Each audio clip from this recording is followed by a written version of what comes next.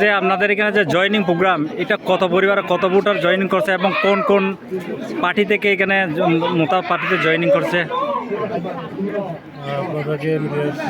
সবাইকে নমস্কার। আজকে ত্রিপুরা রাজ্যের বিষয়তে একটা প্রোগ্রাম ছিল।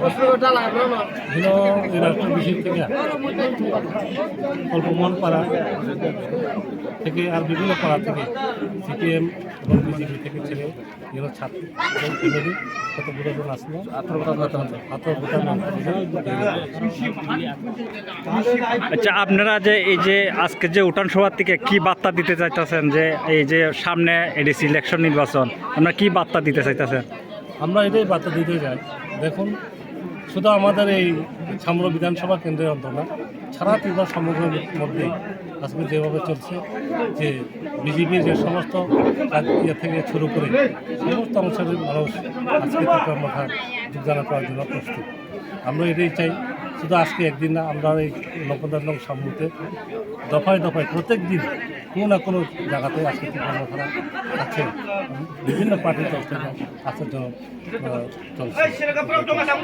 আমি এটাই চাই, আমাদের একতা শান্তা বিভাগের নেতৃত্বে যে আমাদের উদ্দেশ্য ত্রিপুরা মাথার যে সময় আদর্শ উদ্দেশ্য এবং লক্ষ্যগুলো কি সামনে রেখে আমরা আগাইতে চাই এবং এই 2026 সাল আজকে প্রথম শুরুতেই সমস্ত অংশের জনগণকে আমরা নিয়েই আমরা কাজ করতে চাই এবং ত্রিপুরাকে আরও ডেভেলপ উন্নয়ন করার জন্য আমাদের বিভাগের যে উদ্দেশ্য ছিল, এই বিভাগের উদ্দেশ্য জাতীয় বেদনা ধর্ম বেদনা আমাদের এই সমস্ত পার্টি সমস্ত জনগণকে নিয়েই আমরা ত্রিপুরাকে সুন্দর ত্রিপুরা করতে চাই। হ্যাঁ, এটা নিয়েই সবাইকে যাতে আমাদের কর্মসাথে শুধু আজকের আন্দোলন বেশি না, এই কর্মমন থেকে শুরু করে বিভিন্ন এলাকায় যারা জনগণ আছে আজকে আমাদের ত্রিপুরা মতাতে অংশগ্রহণ করিনি, ওনাদেরকে আমরা এটাই বলতে চাই আপনারা সবাই আছেন আমাদের মহাত্মার উদ্দেশ্য করতে পারি, সবাইকে আমরা ধন্যবাদ। Ang sa panugkroy, Maria, ang no, pero mga kambo, Maya, mga polo Maya, Maya, ano ba ka? Abo ni bago nang Aso bosor teman kuno Maya. Kuno Maya. Kita tahu sini Tripura বানানো এটা। এই পরিশ্রম করার পরে কিন্তু CPM গেছে, BJP আইছে। তো আমি বারবার আমার ছোট ভাই বুঝে তো সবাই, তারা বারবার আমি কইছি যে অনেক ত্রিপুরারিয়ান সাতমা বাঙালি দেবর্মা অনেক কষ্ট করছে, তুমি একটু দপ্তর গুলা পারতো না হয় না, তা ইলেকট্রিক লাগে, ইলেকশনে পাস করা লাগবো। তো আমি ইলেকশনে পাস করা যদি লাগে তাহলে প্রণয় দেবর্মা কেমনে ব্লক চেয়ারম্যান হয়েছে, বিকাশ শর্মা কেমনে গন্ধাতলা ব্লক চেয়ারম্যান হয়েছে, পাতাল কন্যা জমাতিয়া কেমনে রাবার বোর্ডের চেয়ারম্যান হয়েছে। তো আমি রাগতিয়া কইছে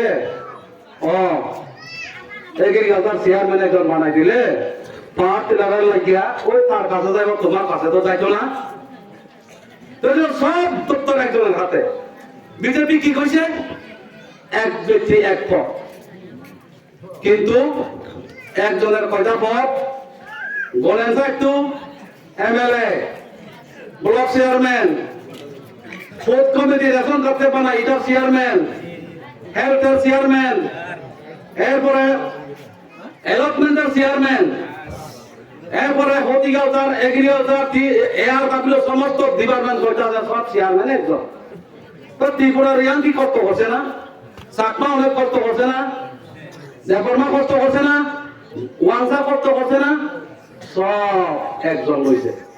এই অবস্থা এখান থেকে অনেকজন গেছে বলছেন মানিকপুর টাউনে কি কইছে, আমি আজকের থেকে ব্লক চেয়ারম্যান নাই, ফজলমোহন ত্রিপুরা ব্লক চেয়ারম্যান কইছে নি, কইছে নি মানিকপুর টাউনে ফজলদারে কইলে ওই চেয়ারম্যান কইলে লল্লা যায়, কইছে নি এখনো শুধুমাত্র নাম মাত্র মুখে কয়, হাতে সব জুমলা।